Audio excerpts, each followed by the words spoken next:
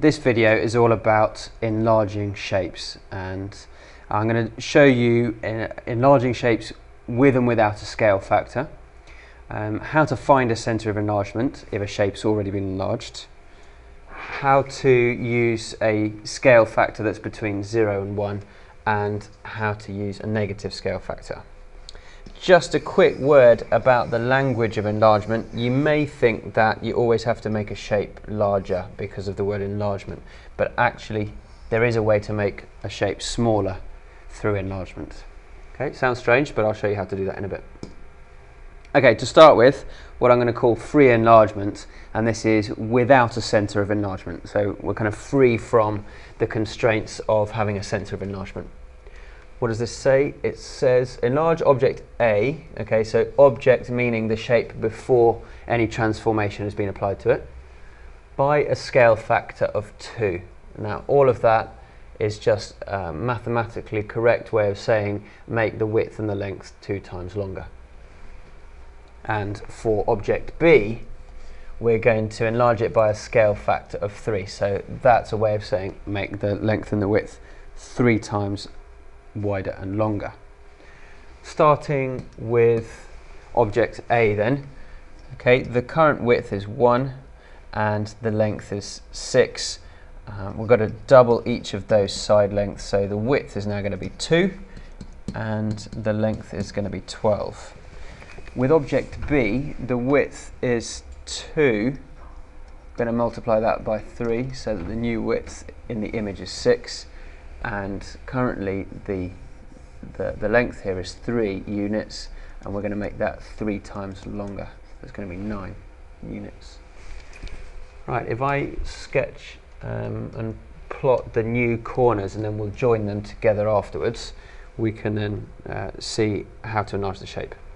So I'll just start here with the image of A. That'll be the top left corner. Now we said that the new width had to be 2, so that'll be the new top right corner. Bottom left has got to be 12 squares down, which is here, and that'll mean the new bottom right corner is there. So we've done all 4 corners. Before I take the ruler out, I'm going to just do the other shape as well. So B, I'll start it up here as well. Right. 9 squares brings us down to there, and then 6 squares across to the right. It's going to be over there. It's going to be slightly off the grid, never mind. And then let's join those shapes together. So starting with image of A, we're going to get a rectangle looking like this with a width of 2 and a length of 12. And then the image of B, this triangle is going to have a width or a base of 6 and a height of 9. Okay, I need to label these first. So that's A1 and that's B1. And just to double check that we've got this right, the length there is 12, good, and the width is 2. And here the base of the triangle is 6 and the vertical height is 9. Good. So we managed to enlarge that by a scale factor of 2, and this one is the enlargement of B after enlarging it with a scale factor of 3. So a few things to note then about what's happened after enlargement. First of all, the angles haven't changed. So the angles in the image are still the same as the angles in the object. The side lengths of A1 are twice those of A. I think we know that because of the way we used the scale factor to enlarge it. And similarly, the side lengths of B1 are 3 times those of B. But what's less intuitive is this bit about the area. So the area of A1 is not double the area of A, it's actually quadruple. It's 4 times bigger than the area of A. And the area of B1 is 9 times the area of B. I'm not going to go any further into it than that. I'm sure you can figure it out, and if not, ask someone or Google it. It's not difficult to find out why. Let's go on to another example using a centre of enlargement. So enlarge object C from 3, 1. Now this business about 3, 1 that is our centre of enlargement, and that is the point from which enlargement will happen. Okay, so that's that bit there. By a scale factor of 2, we know what that means. It just means make everything double it in length. It's not double in size, because that doesn't tell you clearly whether you're doubling the dimensions, the length and the width, or whether you're doubling the area. And we've just seen from the previous slide that we're not doubling the area. So I'm being quite specific that we're doubling everything in length, not just simply in size. Okay, right, so the first thing we need to do is work out where 3, 1 is. That's there, so that is the centre of enlargement. And so the thing about enlarging with a centre of enlargement is that not only does the object need to get 2 times longer and 2 times wider, but the image has got to be 2 times further away from the centre of enlargement than the object currently is. So looking at this bottom left corner in the image, which I'm just going to colour in with a purple dot, it is, let's have a look in terms of distance away from the centre of enlargement. It's 2 squares to the right and 2 squares up. That means that the new purple corner in the image has got to be, counting from the centre of enlargement, it's got to be 4 squares to the right and 4 squares up. Okay, so that's going to be our new purple corner. Let's do a light blue corner. That is, counting from the centre of enlargement again, 2 squares to the right, as before, and 1, 2, 3, 4, 5 squares up. Okay, so no prizes for working out that the new blue corner is going to be 4 squares to the right and 10 squares up, which will place it there. So let's use green for this corner. It is 4 squares to the right and 2 squares up. So we're going to have to double all of those. It's got to be now 8 squares from the centre of enlargement to the right. 4, 5, 6, 7, 8.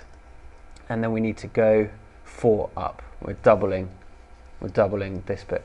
So it's got to go 4 up. 1, 2, 3, 4. So that's a new green corner, and we're starting to see the shape taking place. So let's make that a pink corner. That's going to be 1, 2, 3, 4 to the right, and 1, 2, 3, 4, 5 up. Okay, so in that case, the new pink corner in the image is going to be 8 in this direction to the right, and 10 up to there. So if I join all of that together like this, 1, 2, 3, 4, there is the image of C, so I'll label that, and that's it, done. So just to review what we did there, we counted from the centre of enlargement to each corner the distance that we had to go to the right and up, and then we doubled each of those distances, and we doubled those distances because the question said scale factor of 2. If the scale factor had been 3, we would have tripled the distances. If the scale factor had said 5, we would have multiplied all those distances by 5, so that we've produced an image of C which is not only 2 times bigger, and I haven't actually demonstrated that yet, but it is. It's got a width of 4, and it's now got a height of, or a length of 6, whereas before it only had a width of 2 and a length of 3. So it's been doubled in size, and it's got 2 times further away. So some points to note after enlargement is that still the angles have stayed the same. However, the side lengths of C1 are twice those of C, and the distance from the center of enlargement to C1 is twice the distance to C. And again, this business here about the area, which is not intuitive to start with, but the area of C1 is 4 times bigger than the area of C. Okay. Next example. This is the only difference really with this one, I suppose, is that we're using a scale factor of 3, and well, the center of enlargement's in a different place, but the procedure is exactly the same. So let's find out where 1213 is. It is here, so that is our center of enlargement, and I'm going to have a blue corner, a red corner, another pink one, and another green one. Okay, starting with the blue one.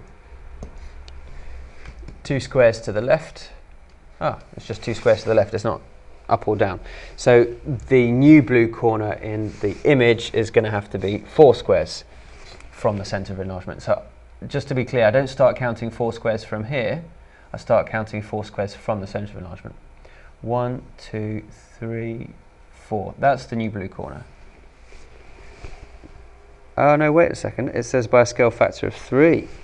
So the new blue corner is actually going to be 1, 2, 3, 4, 5, 6. Good job I reread the question.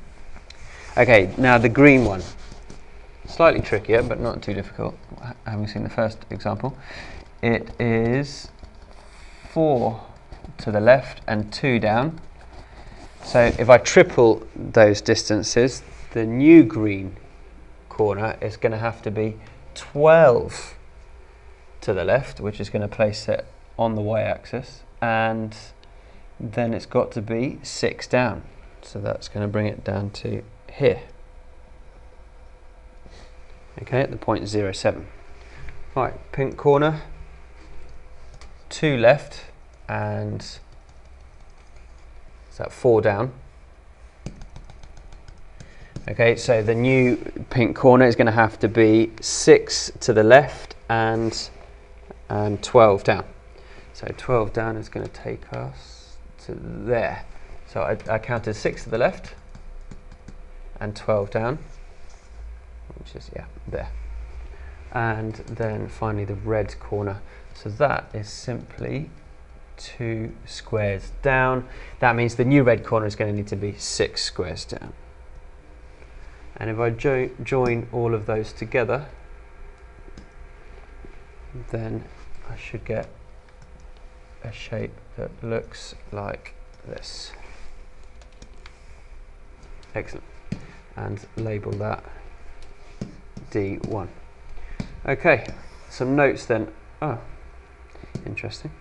Some notes after enlargement. The angles in the images have stayed the same. Okay, I think we've figured that out now, that the angles don't change when you make a shape bigger.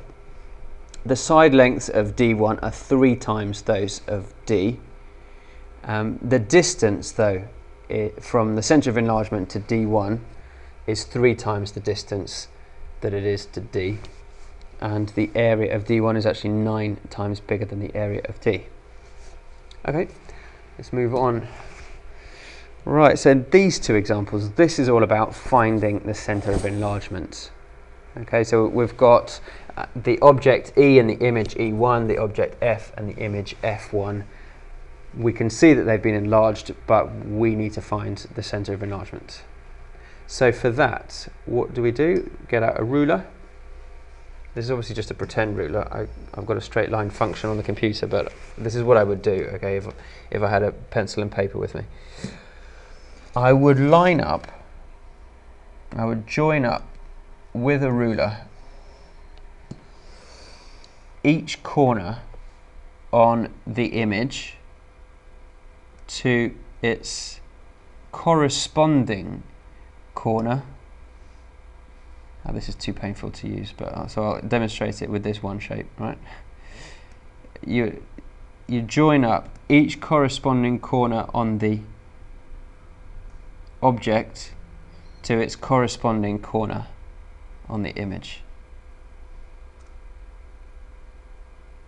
Okay, something like that. So I've joined up the bottom left corner in the image to the bottom left corner in the object, and the other way, or the other way around, whichever way you look at it. And now I'm going to draw a straight line along the ruler, if this will let me. Interesting. So a straight line, right, I'm getting rid of the ruler, okay? I'm using a ruler and a pencil now. So a straight line from the bottom left corner through, I'm going to keep drawing through the bottom left corner of the original object and extend the line sort of towards the end of the grid. I need to repeat that. I'll use a different colour from each of the corners. So now I'll start in the bottom right and join up to the bottom right corner of the object, but keep going. And it's important you get the ruler in exactly the right place, and you're as accurate as you can with the line that you're drawing. So not just off centre of the corner, not over here, but going right through the corner. And we'll then repeat that final step with the last corner. So from there to the corner and beyond. Right, and we get this really interesting looking image, which is cleverly worked out where the centre of enlargement is for us. It lies at 113. So the centre of enlargement is here at 113. Okay. Same principle applies for objects and image F, starting with, say, the top left corner, joining that to the top left corner of the object. So I'm going always from the corners of the image, that's the shape that's made afterwards, the enlarged shape, through the corresponding corner of the image. Right. And again, I'm trying to line that up as neatly as I can. The centre of enlargement for this one, in case you hadn't guessed, is going to lie somewhere in the middle of the shapes. So starting here in the top right corner, I need to join it up to the top right of the image and keep going so that it's neatly lined up, something like that. Starting in this bottom left corner, up there, keep going. I think we've got enough points plotted now to see where it's going to lie. I'll do the fourth one for completion's sake.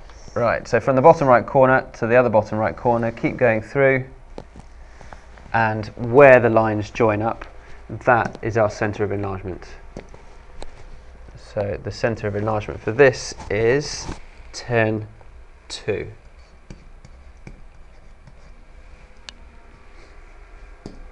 Okay. Right, now we're going to use a scale factor that's between 0 and 1. We're going to use a scale factor of 1/2 here. Enlarge object G from 10, 9 here by a scale factor of 1/2. Same principle as before. I'll colour code the corners so that we can see exactly what's happening. Starting with the purple one. Right, currently from the centre of enlargement to the top right corner of the triangle, we have to go up 2 and to the left 4.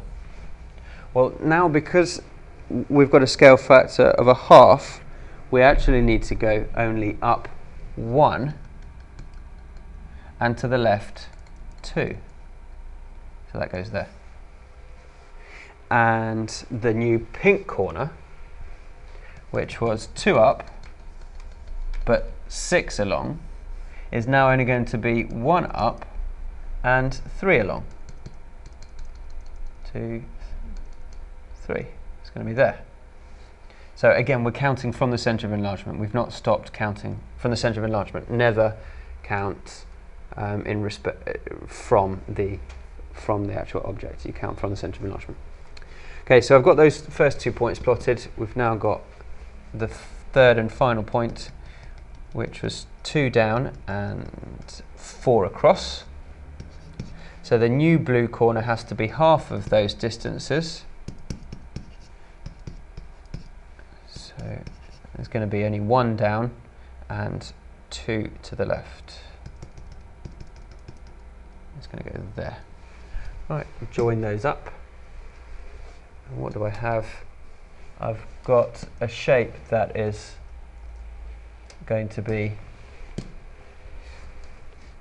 half the distance from the centre of enlargement, and the length and the width are going to be half the size. G1. Okay, so some notes then after enlargement. The angles in the images have still stayed the same. So making the shape bigger or smaller does not change the angles. That means that these shapes can be described as being similar. They're similar to each other because they're the same shape but a different size. The side lengths of G1 are half those of G. So the side length here was 4, now it's only 2. The distance from the centre of enlargement to G1 is half the distance to G. So the distance has been halved. Whereas before, when the scale factor was bigger than 1, we were finding that the distances were 2 and 3 times further away. Now the distance is only a fraction, less than 1. And the area is no longer, it's not half of the original object, it's actually only a quarter of the original object. Okay, we have one last example to go through, which is actually a negative scale factor, that should say. A scale factor less than 0. Okay, enlarge object H from 510 by a scale factor of -2. Okay, what does this mean? Right, well, first of all, let's just put in the centre of enlargement. 510 is there. Right. This simply means that the shape is going to be 2 times bigger, and it's going to be 2 times further away from the centre of enlargement, but now the centre of enlargement is going to be fixed between the object and the image. So we start counting the distances from the centre of enlargement to each corner, but then we need to flip it round the other way to work out where the image is going to be. Let's go through this as an example. It's the only way to demonstrate it. We'll have a purple corner, a red corner, orange, and yellow. Okay, so from the centre of enlargement to the yellow corner, it's 1 to the left and 1 up. That means that our image, the yellow corner in our image, has got to be 2 by 2 instead of 1 by 1. Okay, so I'm doubling each of those distances. But instead of it being to the left and up, it's going to have to be to the right 2 and 2 down. So it goes there. Now, let's do the red corner in the object. It is 1, 2, 3 up and 1 to the left. Okay, so doubling each of those distances, it's going to be 6 down, 1, 2, 3, 4, 5, 6, and 2 to the right. So it's going to go there. Orange is 1 up and 3 to the left. So let's go 1 down and 6 to the right.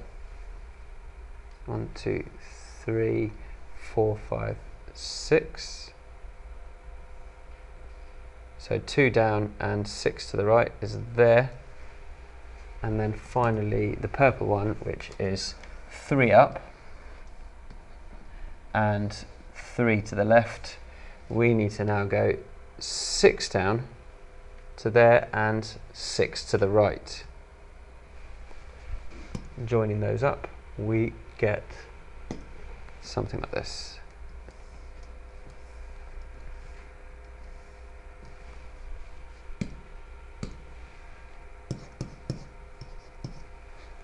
Okay, so the